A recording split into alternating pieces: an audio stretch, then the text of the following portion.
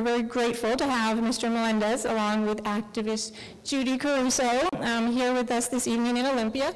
They're on a statewide tour to educate people about the death penalty. And Mr. Melendez has been gracious enough to speak this evening to us for free, but we're really hoping that through donations we can cover his travel expenses, and they came up from New Mexico, so travel expenses and his usual honorarium.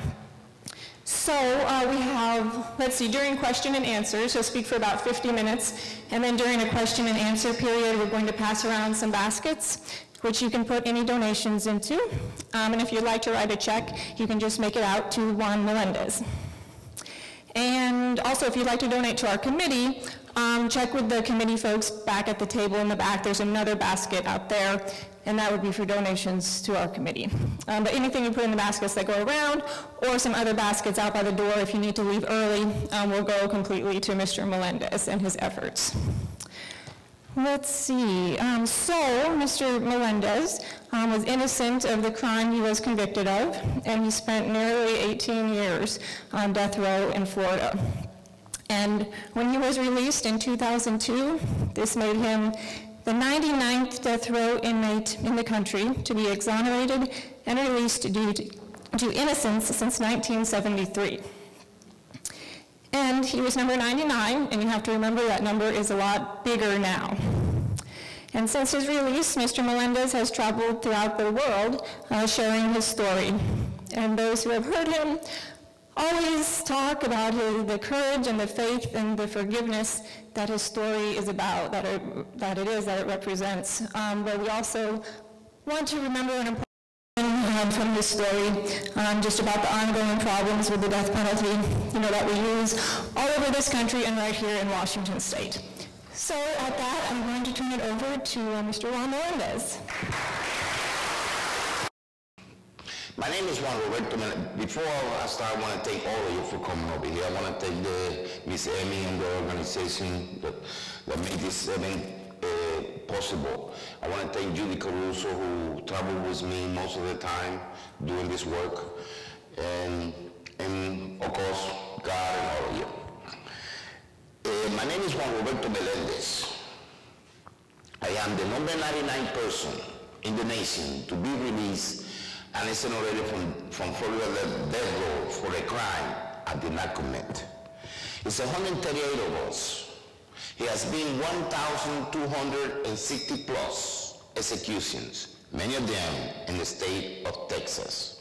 And only God knows how many of them did not have the luck that I had in the rest of the 137. Also, as I tell my story, you feel like crying, cry. And you feel like laughing, please laugh. I love smiling faces. The only favor I ask for all of you is this.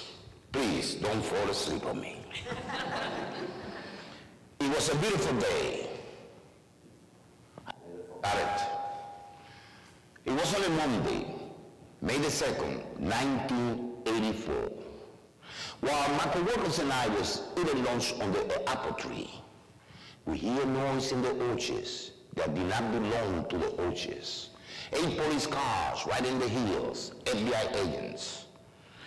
And they stopped in front of us. And they came out of the car with weapons pointing at us. And they told us to hit the ground, and we did. Then they called my name, but I'm scared to get up because of the weapons that was pointing at me. But I raised my arms. Then they told me to get up and walk toward them, and I did. When I got in front of them, they told me to open my mouth. They wanted to see if I had a missing tooth. I showed it to them. The truth is, it's still missing. Then they told me to roll the sleeves from my shirt, from my left arm. They want to see a tattoo, and I showed it to them. Then they say, yes, you are the man we are looking for. You are wanted for unlawfully fly to avoid prosecution with warrants for your arrest for first-degree murder and armed robbery in the state of Florida.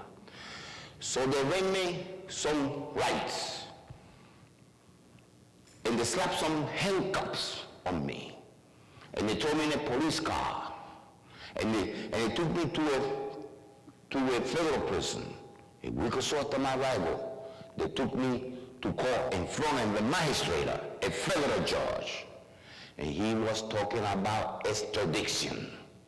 But I did not know what extradition means. I was naive to the law, naive to the language.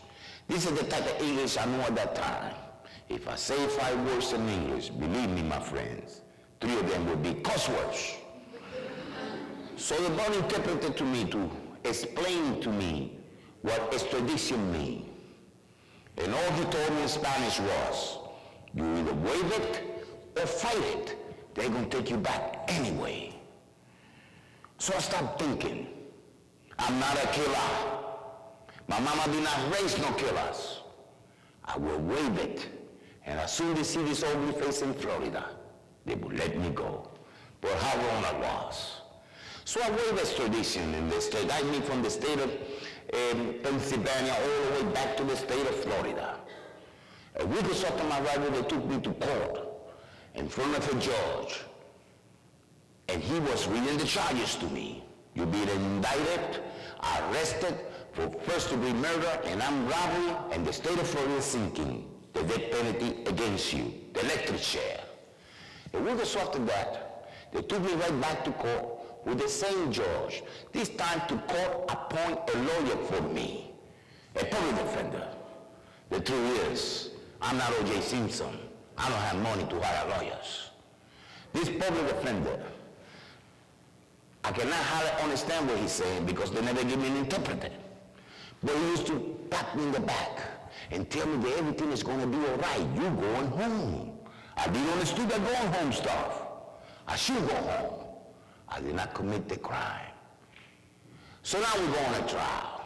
Monday, we start picking the jury. Tuesday, we're still picking jury. And after they pick 11 whites and 1 African-American person, no Hispanic, and I'm Hispanic, they read instruction to the jury how to conduct themselves in a capital murder case with a sinking, the death penalty. Wednesday, that's when the evidence come in. And this is what they had against me. They have what they call a police informant, what they call in the streets, a snitch. He claimed that I confessed the crime to him. This police informant, this snitch, also implicates another friend of mine in the crime. He gets arrested. He gets interrogated. He makes 15 statements. He incriminates himself in the crime. He gets charged with it. First-degree murder, armed robbery, and they threaten him with electric chair. It's time to make a deal. You see, prosecutors in the United States, they make deals with criminals. So he was able to strike a deal with the state. He gets his first-degree murder charge dropped. He gets his armed robbery charge dropped. All the way to after the facts. No more tests of the law. He gets 2 years probation with 2 years he already had. And basically what he said in trial was, I picked him up, took him to the scene of the crime, dropped him off, came an hour and a half later, picked him up again, took him home, don't know what happened, till after it happened. That's the entire evidence against me. No physical evidence against me.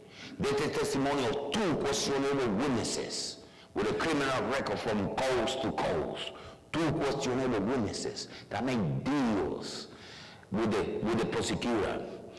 And they give rewards and leniencies for their own crimes they commit. This is what I had on my favor. On the defense side, I have what you call an alibi witness. I have 4 witnesses corroborating the alibi testimony. I had other witnesses testifying, saying that the police informant, the snitch, had a grudge against me. But I had a problem. Every witness that I had on my side was from the African-American race. A black woman, a black man.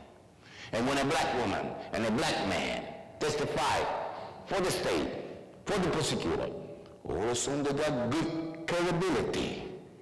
They even dressed them. I never saw my co-defender with a 3-piece suit on. I never saw my co-defender with a clean shave In the streets, they used to call him the wolf. I never saw my, but when a black man and when a black woman testify for the defense on my side, also the credibility is gone. Thursday, they found me guilty. Friday, the same week, they sent me to death. And the judge complained that it was taking too long.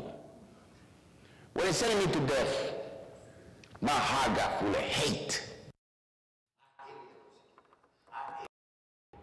I hated the judge, and I hated that one that packed me in the back. My trial defense lawyer, because I failed. He betrayed me. But overall, I thought we Puerto Rican men was real macho mans. I found out different. I was scared, very scared, to die for the crime I did not commit. So now I'm going to death row. It was an ugly day. I'll never forget it. It was on a Tuesday, November the 2nd, 1984. The place was horrified. It was dark. It was cold. And they keep me in a 6x9 foot cell. And every time they move me out of that cell for whatever reasons, I got shackles in my legs, chains in my waist, and handcuffs in my wrists. The place was also infected with rats and roaches. So they threw me down in the bottom floor. 17 condemned row prisoners in the bottom floor. 17 in the third, 17 in the second, 17 in the third. And I made the 248 condemned men to death in the state of Florida, since they reinstated the death penalty in the nation in 1976. The food. They put the food in the car, and they wheeled that car in the floor in the wind. And breakfast, oh, that's the worst one. But not because of the food. I love grease and eggs. It's because they come real early, and they never wake you up. And they place their food tray, and the fact that you have in your cell door, like a big mail slot. And if you wait 5 seconds, then you walk to get up and get the tray, forget about it. You ain't ran out of luck. You see, the roaches ain't beat you to it. They waiting for the breakfast too. And it get cold in northern Florida. And the suppliers with a thin blanket. And I take that blanket and I cover myself from foot, face, and all. I don't want to see nothing. But the rats, they also get cold. And they want to get warm. So they climb that blanket. And I can feel that rat that's rolling open now. And I don't want to look at him. Because if I look at him, I'm not going to be able to sleep. But when that rat stays still in my chest, and he's not moving, I get a good grip with the blanket. And I shake it hard as I can. And I can hear that rat hit the floor. Boom! It's a big one. So I ran over there on a Tuesday. Not that Thursday. The following Thursday, they executed the 10th person in the state of Florida. When I leave that place, 51, today, 68, 69, I'm still coming. But when they executed that 10th person, I got super scared. You see, I do not know the language that well. I do not know the process. I'm lost in there. So the thoughts in my mind is, they're killing people here every week. How long is going to be before they get me? So I know how it works. And I know all this exercise. You can keep your muscle flexible, you can defend yourself. So I'm thinking, if they come over here to get me, I'm just going to fight them. I'm not walking to that chair. The truth is, when I think about it, I'm scared of electricity anyway. So now I have to come up with a plan. And I decide to take the sheets from my book. And I pull them out and I cut them all in pieces. And I make little ropes with it. And I take these little ropes and I tie the sailboat bars. You see the sailboat bars, they slide like this. I tie all these things. When they push the boat in that control room, that door ain't moving nowhere. So I'm thinking, by the time they cut all these ropes up, I can give me a Google mom. And when they come and give me, I'm just going to defend myself. So the doors is all tied up. It is around count time. And I'm doing exercise. I'm trying to make muscles coming out of my eyebrows. You see, I'm trying to scare these people. I'm trying to intimidate these people. But all the time, I'm the one intimidated. I'm the one scared. So the door's all tied up. Here comes this correction office doing his count time. He's a big African-American person. Big, strong black man. He had muscle in his eyebrows. So when he see the doors all tied up, he gets angry and he starts cursing. Melendez, why you have the doors all tied up? And he cursed and cursed and cursed. I do not know too much English, but I know how to curse. So in a very, very bad way, I remind him of his mother, father, all the way down. So me and this correction office, we just causing each other's out. And the rest of the condemned to there, they got involved in the argument. But to my surprise, it was against me. They tell me that I'm wrong. So now I get angry with them. And I tell them the best way I can. I know they're killing people here every week. And we ain't doing nothing. We're supposed to find these people. We're supposed to burn the place down. We Puerto Ricans don't go out like that doing nothing. We fight. They still told me that I was a fool. They told me that I was crazy. They told me that all I do is get up in the morning, get in the sailboat bars, and nap, and curse, and cry about my innocence. Then they told me that I did not know how to read, I did not know how to write, and I did not know how to speak English. And then they told me there must be a few things I could hear at that time. They told me they would teach me. The worst of the worst. There's more things they say, hated people in this nation. They wanted some prosecutor called monsters of this Puerto Rican. How to read, how to write, and how to speak English. If they would never taught me, I would never survive that place. I would not be able to communicate better with my lawyers. I would not be able to reply the letters that so many pen pals wrote me. Some of them from this great state of Washington. Showed me so much love, so much compassion that made me feel like a human being.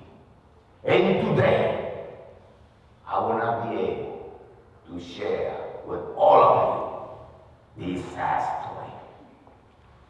I spent 17 years, 8 months, and 1 day in Florida death row for a crime I did not commit. After 10 years, I was tired of it. I want out of there.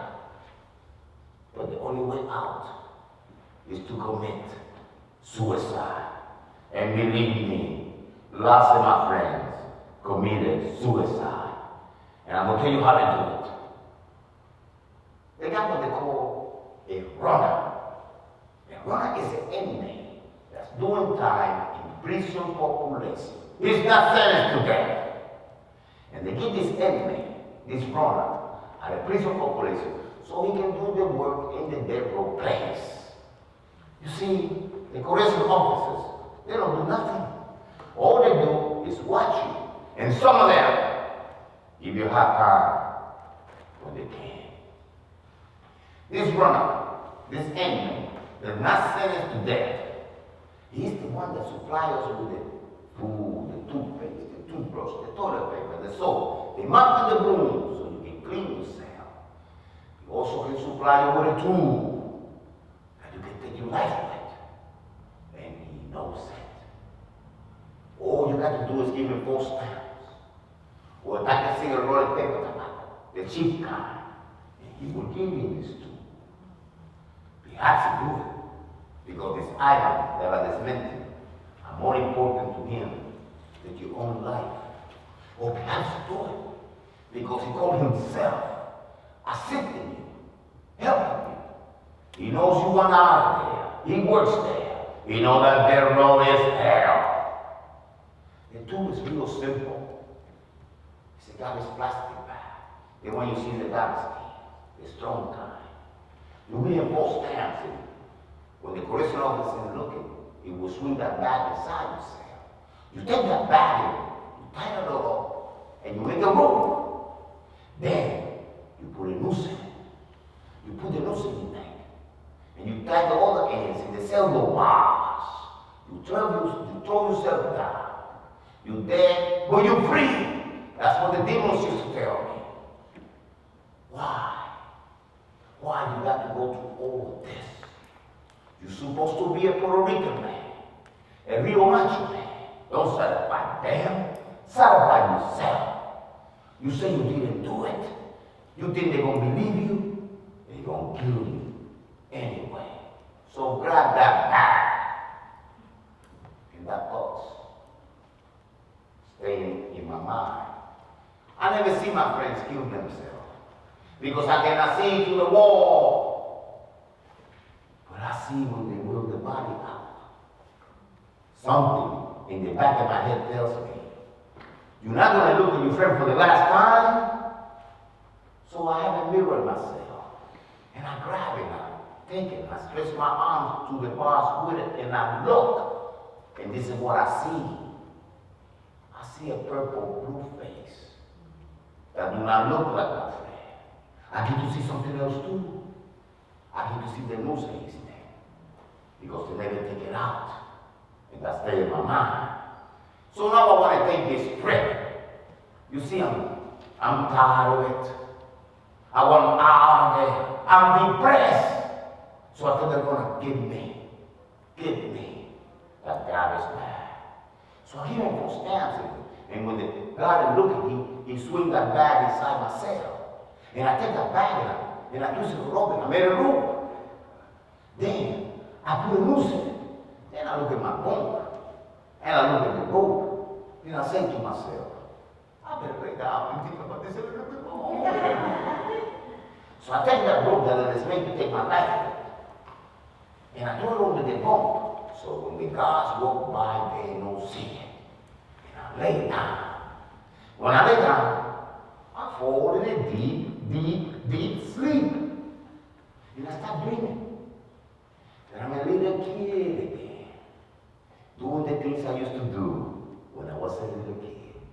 The things that make me happy, the things that make me smile. You see, I'm born in Brooklyn, New York, but I raised in the island of Puerto Rico. They took me back when I was just a little kid.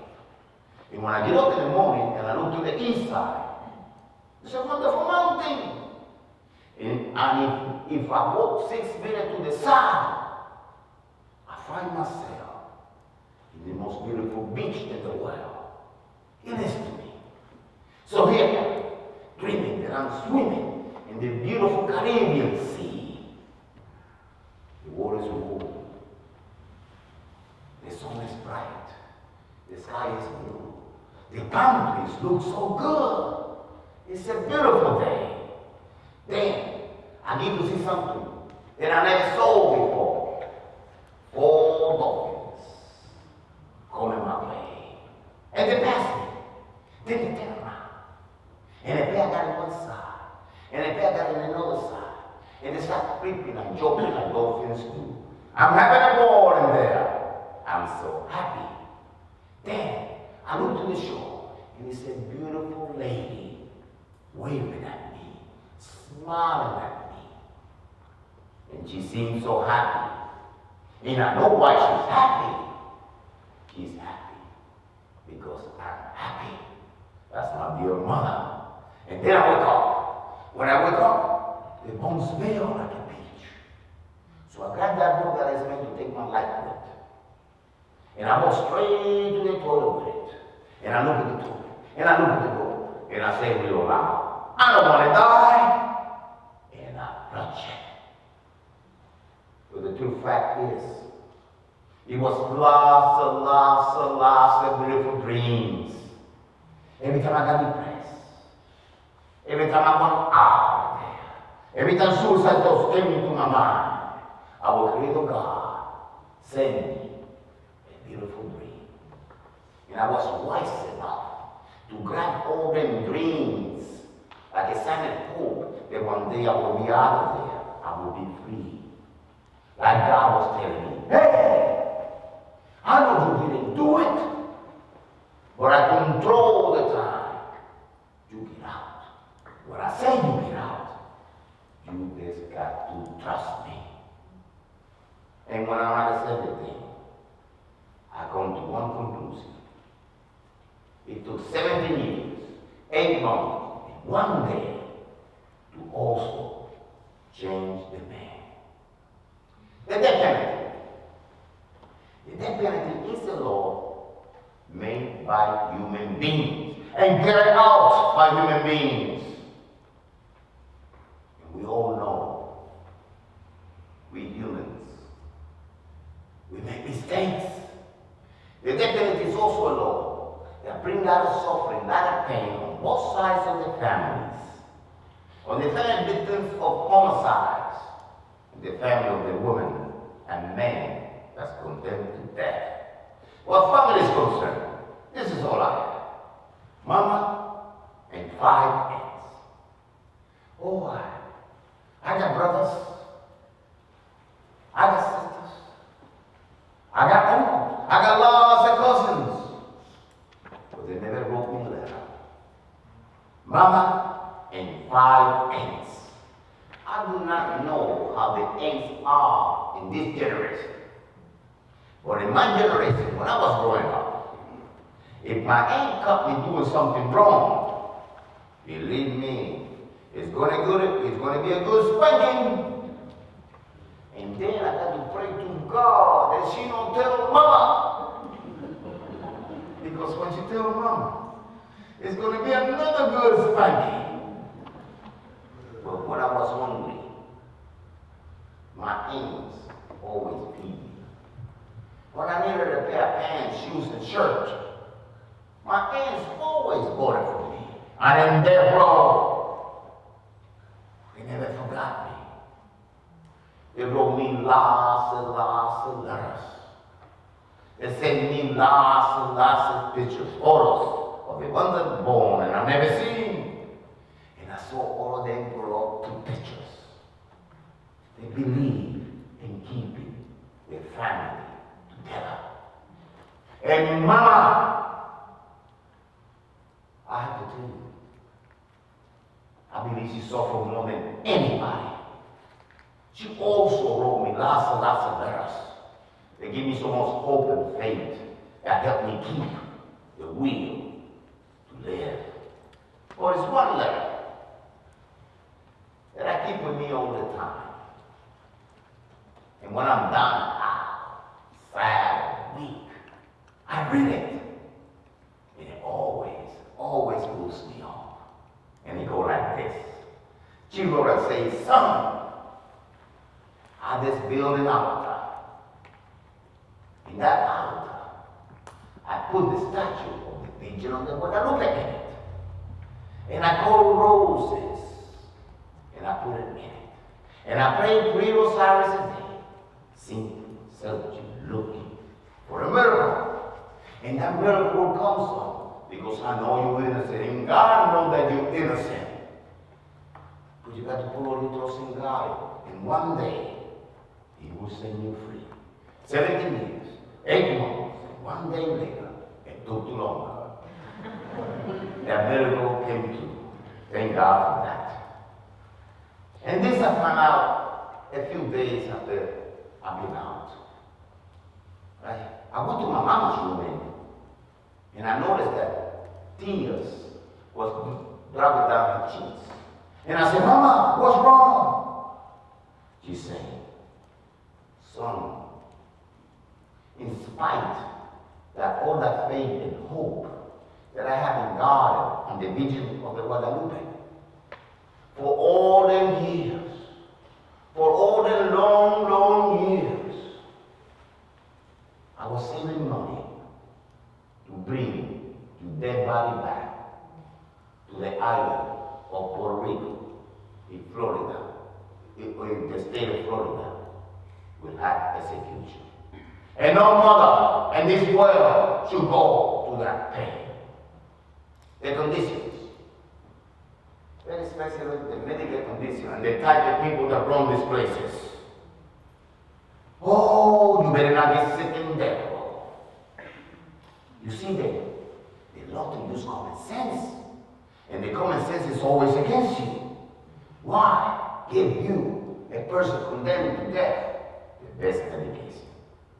When the governor can sign their warrant today and kill you tomorrow, why waste the best medication in somebody that's condemned to death? In order for you to comprehend or understand the conditions, especially the medical conditions and the type of people that work in these places, unfortunately, I have to share with all of you another sad story. We go to the yard 4 hours a week. 2 hours on a Monday, 2 hours on a Wednesday. If it's not raining, all you got to see is a dark cloud in the sky. Inclement weather today. No yard, no recreation, no exercise. And it's not one drop of rain falling. But this Monday we all went. The ones that taught me how to read, how to write, how to speak English. But very particularly this African-American person, this black man. I call him brothers. They all taught me how to read, how to write, how to speak English. But this one in here, he was pushing me. You need to learn this. You need to learn that. And I love him dear for that. Because I learned a lot from him. The brothers, they love to play basketball. Some others, they play volleyball. I make weights. Because I can burn steam and go back to the cell and rest a little bit better. So my brother's playing basketball. And all of a sudden he falls to the ground. We stopped what we was doing and ran close to him. And when I got close to him, I noticed that white foam was coming out of his mouth and nose. So I assumed, this got to be a stroke, a heart attack. So we tell the guards in the gate, you have a man down that need medical assistance. Take the time with a walkie-talkie. They call the clinic. And here comes the so-called nurse. It's a tall white man with a big great belly. And they let him inside the gate. And they told us in the yard to put our back to the fence. And from the gun towers, they put machine guns out. And you better not move. They will shoot you. So now they're going to let the so-called nurse inside the yard. And I noticed that he had no medical bag. But he had something. He had about a half a pound of chewing tobacco in his mouth. And you can see the black stuff is running to the side. And every once in a while, he spits. He is in the yard now. There is a brother in the ground. So we tell him, he's not breathing. He needs air. And then the nurse said, I got to go back to the clinic and get an oxygen tank. And he spits. So the nurse walks real slow with his arrogant and proud. Come back. Walking real slow with his arrogant and proud. Back to the yard. Bends down with his oxygen tank and put it in my friend's mouth. Then the nurse jumps and we tell him, he's still not breathing. He needs air. Then the nurse said, I got to go back again to the clinic and get another oxygen tank. This one here is not working. And he spits. I say, you don't have to. You can do CPR, mouth to mouth. But telling one of them to do mouth to mouth to a brother in the ground, you wasted your time. So the nurse looks up. Then the nurse looks down. Then he made a statement using these two racist words. The M and the N. And I'm not going to put my mouth in there. And he's pissed. I said, you don't have to. I do it. You just do the counting. And he agreed. I'm so glad he agreed. You see, I'm trying to save my friend's life. So I rushed down there. I take my t-shirt off. And I went to wait for my friend got in his mouth and nose. The so-called nurse, he's out counting. 1, 2, 3. And I blow air. 1, 2, 3. And I blow air again. 1, 2, 3. And I blow air. My friend opened his eyes. I'm so glad he opened his eyes. I see his son at home. He's gonna live. But all of a sudden, his eyes rolled back. And then he made a frown with his face and mouth. And I can see it right now because he never left me. Then he breathed real hard and air came out. I think that was his soul that left him because he died right in my arms. So now I'm angry. And I want to do something to that so-called nurse that let my friend die in the yard like a dog. And when I was finished swinging at him, here come the rest of the condemned men to death. Snatch me out of there, throw me in the corner, and they say, Puerto Rican Johnny, don't get in no trouble that you already are in. We got all those ways to handle this. I still go to confinement to the box for 90 days for the respected and member of the staff, or instigated and right, whatever that means. But I learned a lesson. I learned that I have to sing, look, and trust something more powerful than the system. And the only thing I can see that's more powerful than the system is our Creator God.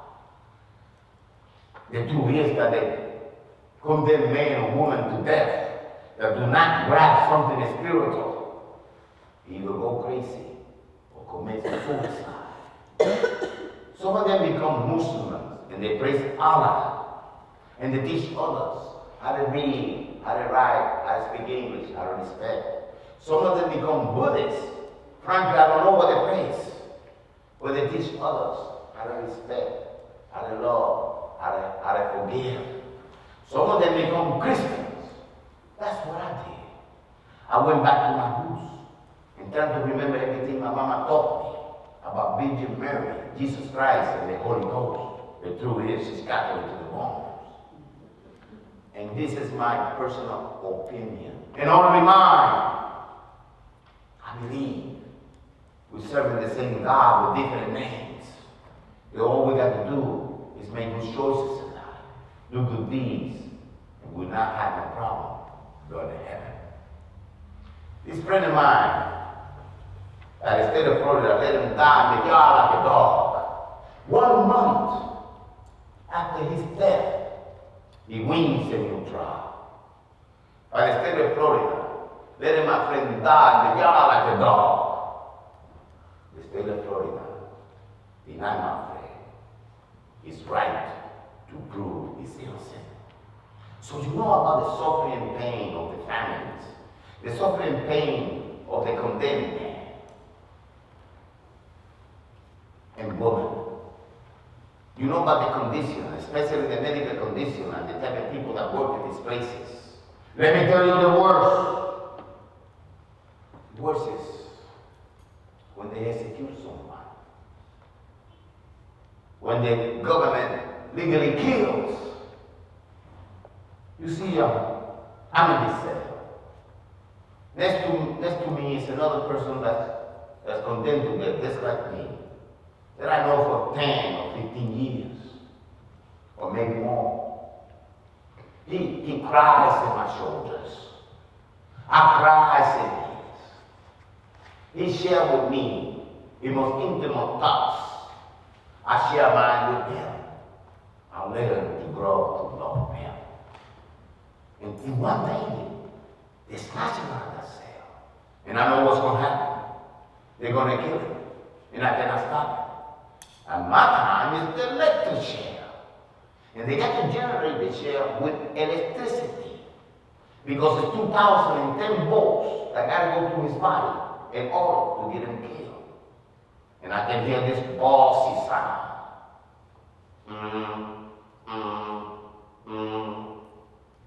That still stays in my mind. And I know precisely the time when they burn the light out of him. Because the lights go on and off. And I still can stop it. And believe me, some of them are innocent. Like Jessica Farr, Benny Dennis, Leo Jones, Pedro Medina, and my homeboy from Puerto Rico, and the state of Florida, on a 3-volume, offering him 5 years. He did not took it because he did not commit the crime. And because of his life, I'm Nieves Diaz. And all I can say is, I see you soon. What I know of the sad stories. Let me tell you how I got out of there. And I will tell you right from the jump. I was not saved by the system. I was saved in spite of the system. I was saved by the grace of God. Miracles. Here comes my turn, with tears running down her cheeks. And she tells me, Juan, I cannot handle the case no more. I say, why, Miss Gail? I don't need no new lawyers now. You know my case better than anybody. She said, you know why? I lost my clients. They are your friends. And no mistake when I said she lost 5 clients. It's 5 people, human beings, they got executed in the state of Florida, legally killed by the government. If you or anybody here are thinking about becoming a criminal lawyer, and I wish you will, we need you. Be careful with the death penalty cases. They can get to you. But then she said, don't worry about it, man. I'm going to get the agency to assign the 3 best lawyers they got and the best investigator. I finally got the 3. So here goes my new lawyer. And he said, Mele, you have lost too many appeals. I said, tell me something new. Then he said, but we will try one more time. If you lose this one, you'll be lucky if you live 3 years. I say, if I lose this one, I'll be lucky if I live a year and a half. You know who the governor of Florida is. He will have no problems in signing my death warrant. So now his strategy was to get the investigator out, to go and see my trial defense lawyer, to see if they missed something. And the first verdict occurred. My trial defense lawyer, remember the one used to patent the back? He just became a judge. And I thank God that he became a judge. You see, by him becoming a judge, it creates what they call in the legal world a conflict of interest. And that conflict of interest gave me the opportunity to move my case out of the Brazos County, out of the county where the family carried the case against me, out of the county where the Boulevard Network operates. And it moves from Marble, Polk County, Florida. And by the way, please don't go over there.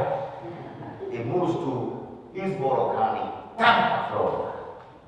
And it falls in the hands of a brave woman. A woman that wants to do the right thing. Honorable Judge Barbara Fletcher. I can sincerely say I owe that beautiful woman my life. So going back to the story with my investigator when I see my trial defense lawyer, the one that used to patent the back, who just became a judge, he tells me, I'm a judge now. I have a new office. But in the old office where I used to do my defense work, I believe there's a box still there with the name and name that's running on it.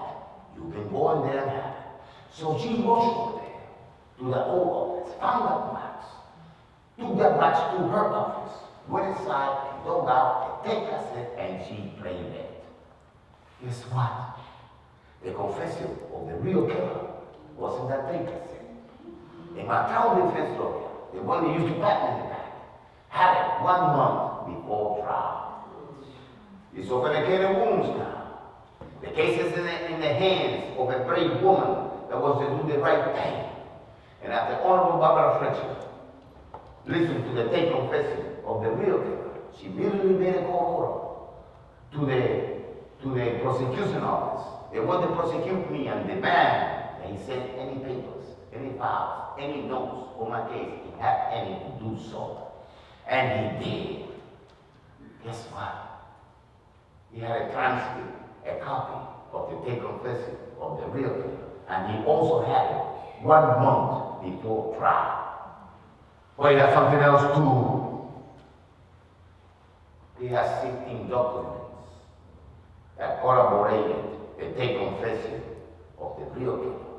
16 documents that he never turned in to trial defense lawyer at the time of the trial. What creates in the legal world a brand new rule violation will hold an exculpatory evidence that indicates that you did not commit the crime. By that time, I already had 3 eventuality hearings, and I was able to establish more than 20 witnesses that also corroborated the tape confession of the real killer, including the wife and sister of the real killer, including law enforcement officers, a former prosecutor investigator, a former FBI agent, criminal lawyers, friends of the real killer. In the end, even found physical evidence against the real killer. The real killer was also a police informant. So now Honorable Barbara Fletcher got all this ammunition. And she decided to write a 72-page opinion on it. And that 72-page opinion, she chastised the prosecutor for the way he handled the case. She chastised law investigators for the way they investigated the case. And she chastised them in the back in the back for the way God himself defended me. And she ordered me, granted me, a new trial. And she let me know that the case was terrible damage, implying that you have an innocent man in death row. The prosecutor decided not to process the case, drop the case, dismiss the case. And that's why I'm here. Thank God for all the doing.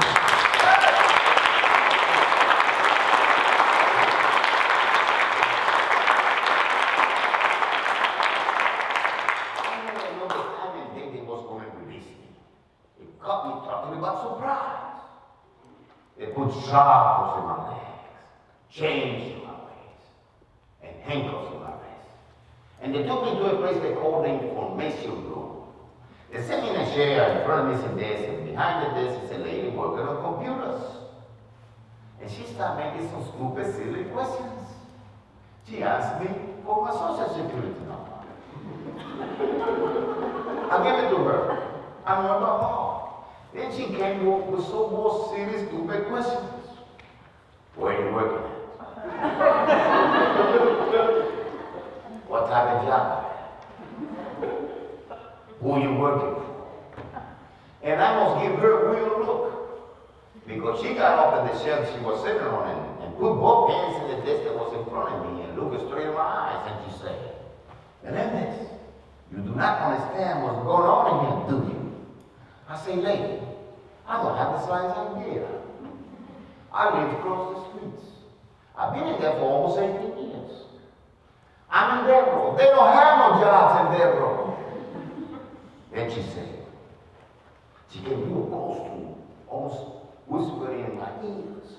And she said, "We are facing the paperwork.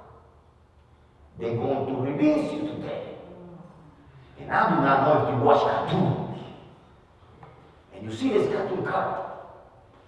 He takes the slow hammer and hits the other one inside the head. Boom! And you can see that knife go straight up. Then he has a ring star that's going around his head. He's in a state of shock, but he's smiling. That's all it was. In a state of shock, but smiling. And I feel smiling today. Then the correction officers, they start acting different. They offer me soda pops and sandwiches. I don't want a sandwich. I don't want a sandwich. I want to go back to my cell, pack everything up, and get out of here. Then I had to take physicals. And I was first for everything. I've never seen these people work so fast. Then they start calling me something they never called me before. They start calling me Mr. Mele. And I like that. So now when they say, oh, packing everything up, and my cosmetics I give it to my friends because I can buy them in the streets, they cannot. And I want to say goodbye to the man in the last cell. And I'm in the cell next to last. And when I get out of that cell, I got tears rolling down my cheeks. I got a smile on my face. But when I got in front of him, I could not say nothing. You see, I was happy, but part of me still was sad because I leave them behind. The ones that told me how to read, how to write, how to speak English. The ones that told me in such a state how to let hate and anger go. And if we do not abolish the death penalty, I know they will kill us all. He had tears running down his cheeks. He had a big smile on his face, but he was able to talk. And the first word that came out of his mouth was just like this. Don't get no trouble there. Then he said, take care of yourself. Then he said, don't forget about us. And the last word he said was, take care of your mama. They all know my mama.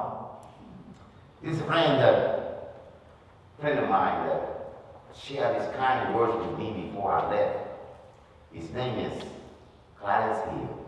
He changed it to Rachad because he became a Muslim. He is a brother from Alabama.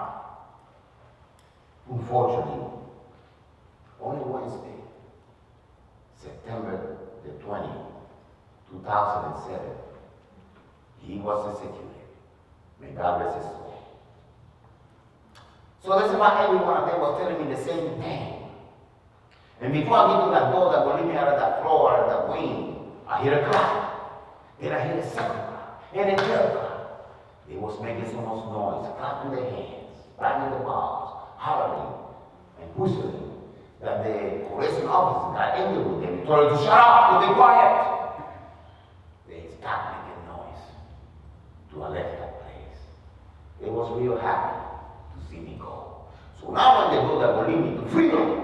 And when they opened that door, this is what I saw. I saw a whole bunch of reporters.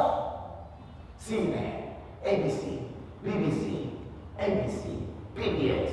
The whole letters of the alphabet wasn't there. And no offense, no due respect.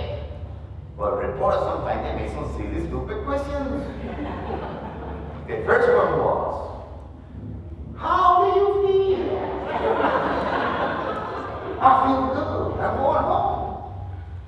Then come this female reporter with so more crazy questions. Where are you going? What you going to do?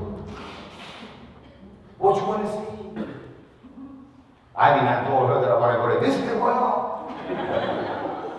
I told her that it came naturally, it came from my heart.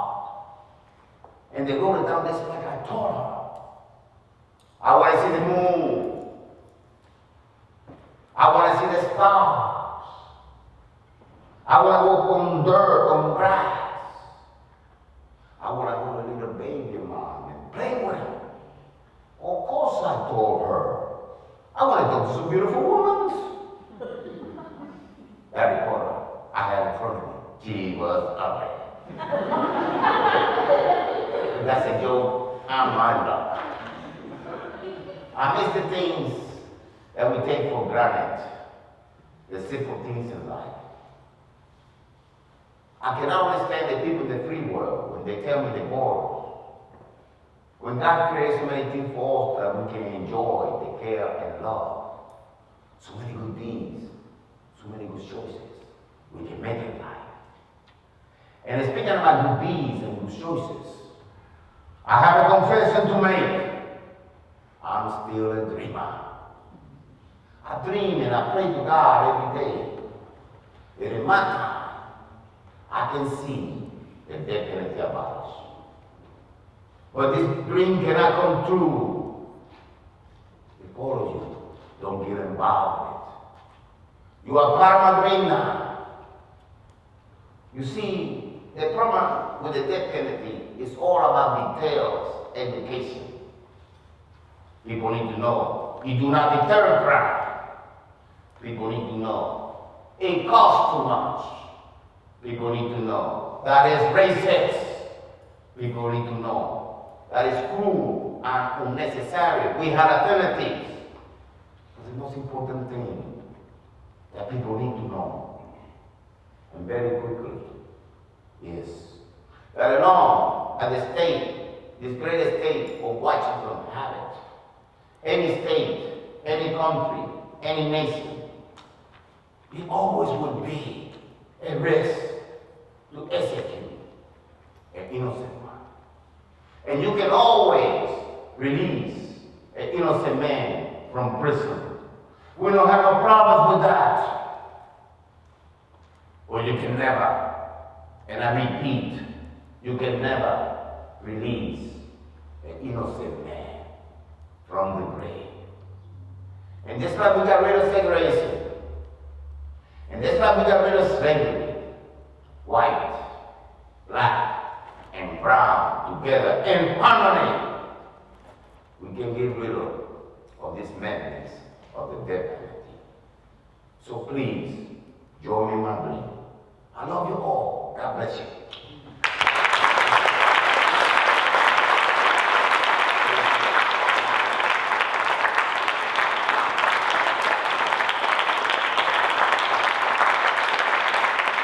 The documentary, my mama played a big role in it. The truth is, she stole the show, like always. Oh, I'm sorry. That's okay, thank you, Mr. Melendez. So we have some time for some questions for about 20 minutes or so that you get on the videotape and so that we can all hear you. If you want to raise your hand, I'll bring you the microphone.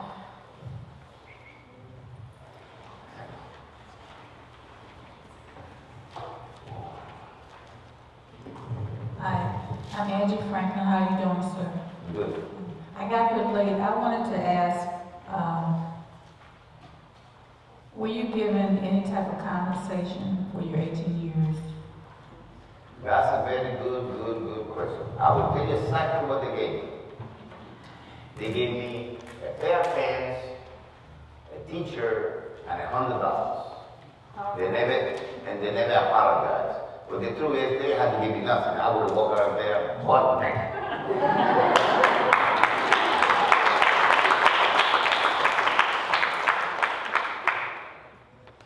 Did they do anything to the prosecutor that became a judge once you were released? Did they penalize him or bring that to light about the withheld evidence? That's a very good question. I'm going to let my sister answer that one. And Judy Caruso, she knows it's coming. Actually, it was the wonderful defense attorney who ended up being the judge. But in terms of the prosecutor, there was no disciplinary action ever taken against the prosecutor. In fact, he continued prosecuting cases for, how many more years? I would 20, say 30? about 8. After I got out, about 8. Well, no, after the conviction. Oh. This S-17 and... Yeah, he continued prosecuting. And in fact, a federal district court judge in another death penalty case, in that case, the federal district judge overturned a death penalty conviction.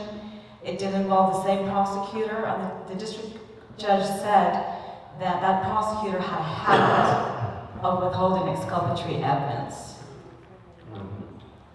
So there were no repercussions. He continued practicing. He just retired about a year or two ago. The only thing they did to him was, I remember now, the only thing they did to him was, when I got out, they took him out of the homicide cases. They didn't give him no more homicide cases. That was it. He just retired last year, right? About a year or two ago.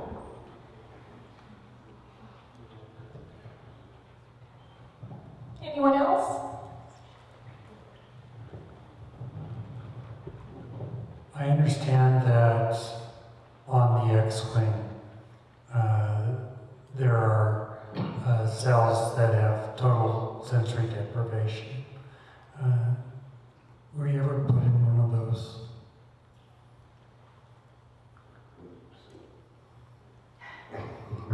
Say that again, my friend. On the X-wing on death row there in Florida, there are cells that have complete sensory deprivation. Were you ever placed in one of those? Or do you know of any of? Yeah, the box, when they punish you, let's say you get a disciplinary report, they put you in a cell that you cannot see nothing. There's a little, I had done little sometime in there to punish, they punish you. When you do something that you're supposed to be doing, have contraband, they put you there. Then they got what they call death watch. That's when they sign the death warrant. That's a special cell too, that you have a 24 hours watch. The guard is in front of you, watching you for 24 hours. And in Florida, the sheriff, you can see the sheriff right there and from the cell. And sometimes some of the prisoners say, why you got me here watching that sheriff? And some of the guards, they can be nasty, you know, hostiles. And they say, well, that way you start getting used to it.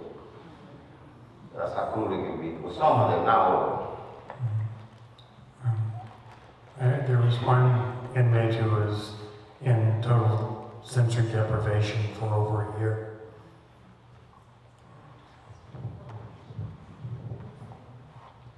Any other questions? Do you have any idea what the cost was to keep you incarcerated in your appeals and all the millions of dollars? That's a good question, a very good question. It's very problematic, but the cost of the death penalty, I will let Judy explain that a little bit.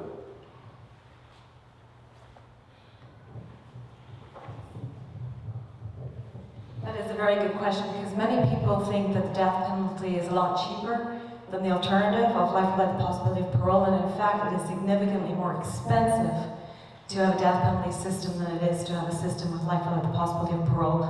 There was a study done in the Palm Beach Post specifically on the costs in Florida. It's an old study actually, so the costs are even higher than what they were in that study, and I think it was, what was it, Juan, $51 million a year they would save if they replaced the death penalty with a life without parole sentence. Well, California, how much? In California, which would have the highest cost of the entire nation because they do have the largest death row in the country. They have over 720 people on death row in California. The LA Times did a study back in, I think it was about 2004, and in that study, like cost analysis, it showed that the taxpayers would actually save $114 million a year if the death penalty were replaced with life without the possibility of parole. At that point, they'd had, I believe it was 11 executions, and per execution, the cost was $250 million. Can you imagine what we could do with all that money? How much better we could protect our communities? That's really good. Okay. No.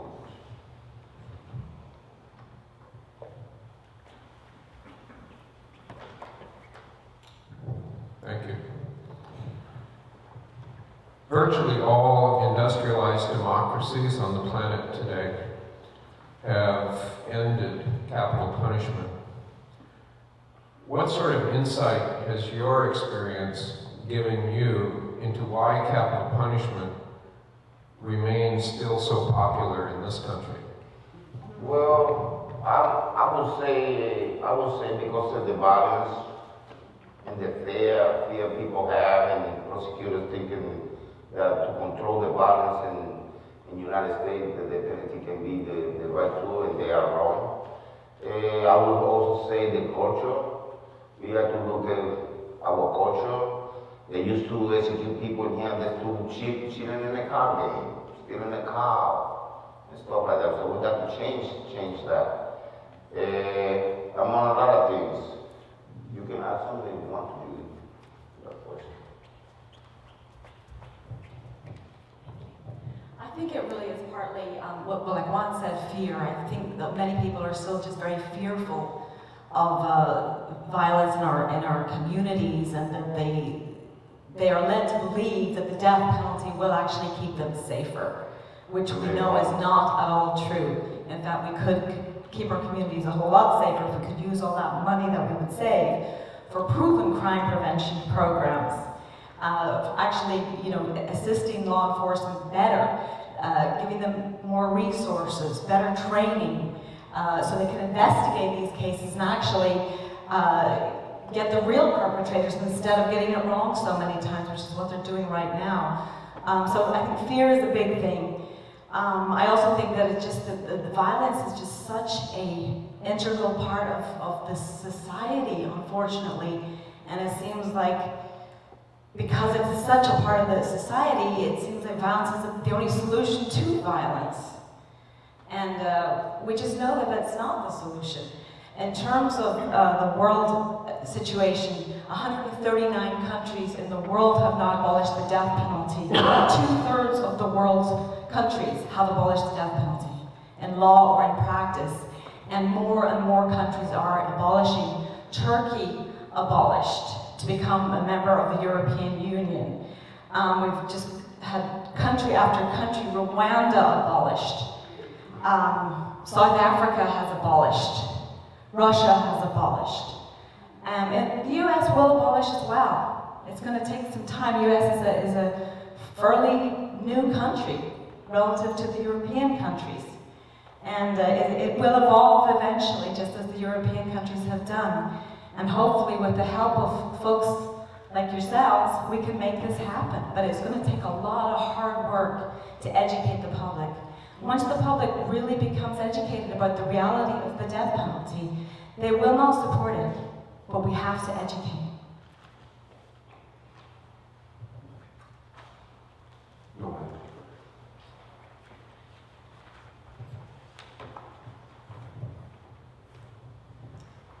I have two questions, actually. I was curious if you met other men on death row that were also innocent. And my second question is, and as horrific as the whole thing is, what is just so especially heart-wrenching, is it true that you're not allowed to have any physical contact with your family? You can't touch people during visitation? I forgot the first one. Well, let's mention 5 in the story. There are also we have an organization called Witness to Innocent, which around get us together twice a year, and I get to meet the ones that come out and stuff like that. And the second question, Judy? Oh, fortunately, Florida do let you have a contact basis.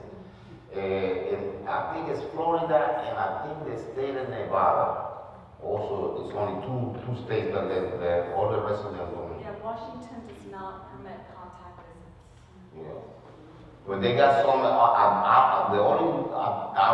think it's only 2 that Florida is one of them. I don't know if it's Nebraska or Nevada, but it's only 2.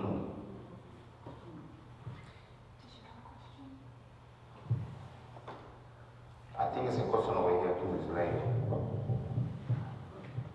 Mine was not necessarily a question, it was more of a comment on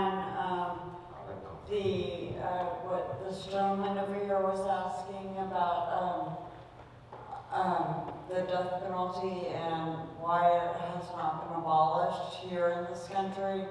I would also have to say that because of capitalism and that it is such a moneymaker, that death makes money and it's very big business. Right there. Hi, thank you so much for speaking and welcome to Olympia. Thank you. I have two questions as well. The first one is, did you pursue a civil suit? And the second one is, what kind of connections do you still have with your brothers behind? The first question, yesterday, Sue, for force I can say we lost her. I don't know too much about her. I didn't even keep in touch with my lawyer because I don't even breathe on that. Florida, at that time, Florida did not pay no compensation when I got out. They changed a little bit, but they rounded it. Now you have to have DNA in the case. I don't have no DNA. You have to have a clean record. No prior felony, and that's the only way. And they pay you $50,000 per year. So I don't qualify for none of that. To answer the second question, I don't contact my friends, but I work. I'm trying to go do. It's very hard for me to write them. If I write one, I have to write a lot of them. But they know what I'm doing. They know I'm doing the best I can to give the death penalty abolition, and I never forgot them.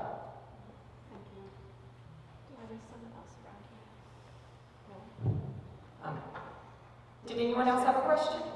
Yeah, right.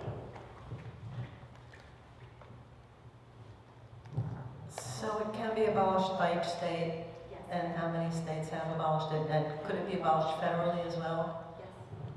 Yes, the death penalty does still exist federally. It exists in 34 states. It has been abolished now in 16 states. Illinois was the last state to abolish just this year. New Mexico, where we live, abolished in 2009. New Jersey abolished in 2007. I mean, this is like a domino chain, and it can really happen. It really can. We're seeing people, particularly politicians, starting to understand that the death penalty does not make any sense. In New Mexico, for example, we tried to work with a Republican governor, Gary Johnson. When he first came to office, he wanted to make New Mexico's death penalty just like our neighbors, Texas's. He said the death penalty is not working because it's not a deterrent. We don't do it quickly enough. We need to do it really quickly and be just like Texas, and that way it will be a deterrent, and we'll save money that way too. When he left office, he publicly declared his opposition to the death penalty. 6 years later, actually he was there for 2 terms, it was 8 altogether. We only really started working with him for about 4 years. But he completely flipped because of constant education, constant letters to the editor in the newspapers. We did have one execution that really did impact him because he had to sign that death warrant in that case. We had one execution in 41 years in New Mexico in 2001, and it was a volunteer. But anyway, Governor Gary Johnson is an example of how people can change when they change their views on the death penalty when they get educated. He learned about the problem of so many innocent people coming off of death row 12, 13, 14, 15, 16, 20 years after they've been convicted and sentenced to death. So he realized, because of that problem, that we couldn't cut the process. We couldn't make it a 2-year process. We couldn't make it like our neighbors, Texas's, because if we did that, we for sure would kill innocent people. So we realized we couldn't do that. He says, so it doesn't make sense. It's always going to be too expensive, so why do it? And it's not going to deter because it's going to take so long. He really flipped from one extreme to the other. Then our next governor was Governor Richardson, who ultimately, finally, after 2 terms, signed the bill to repeal the death penalty. And that was constant work, educating Governor Richardson. We would meet with him. He was open to meeting. He was open to being educated. He started off, he wasn't quite as extreme as Governor Johnson had been, but he started off saying, well, I support the death penalty, you know, in really extreme cases and bad cases. And, you know, I can support it as long as we can be sure that it's being fairly applied, as long as we can be sure that people facing death receive adequate representation of counsel, and as long as we can be sure that we're not executing innocent people. So fundamentally, he believed in the death penalty in Disney World. right? Because that doesn't exist, and it's never going to exist. The criteria that he set forth for a death penalty that was acceptable does not exist, and it cannot exist. And he became educated throughout the years, finally understood that that death penalty couldn't exist, and he signed a bill to abolish death penalty in 2009. We've got to get the governor to sign that bill. We've got to pass it through the legislature, and then it goes to governor. And once we abolish in enough states, then the Supreme Court will say it is not a rule of law. We need about 30. And we get it. So we're over halfway. We're at 16. And Washington can be right up there with one of the next states. Go ahead. How has the advent of DNA affected the change of opinion and the pace of getting rid of the death penalty? That's a good question.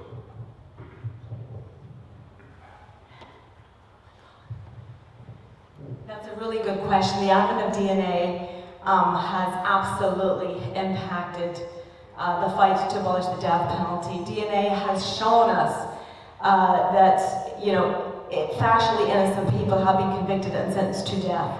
Of the 138 people who have been exonerated from death row since 1973, only 17 of them had DNA in their cases. For them, obviously, it was phenomenal. What we have to remember about DNA, as wonderful a tool as it has been to show us the tremendous problems in the system and to show us that we have come so close to executing innocent people, the problem is that it is limited to the extent that it's only available in a very small percentage of murder cases, less than 20%. And so that's sort of a limitation of it, but it has been absolutely critical to the movement to abolish the death penalty. And to reform the criminal justice system in general. Because it has shown us the areas, the problem areas, eyewitness testimony, false confessions, junk science. It's shown us in many areas where we have problems.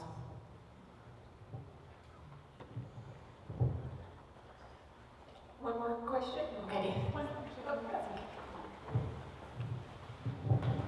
I just don't want to let this night pass without mention of Troy Davis, and we can just so hope that his death really will move abolition forward.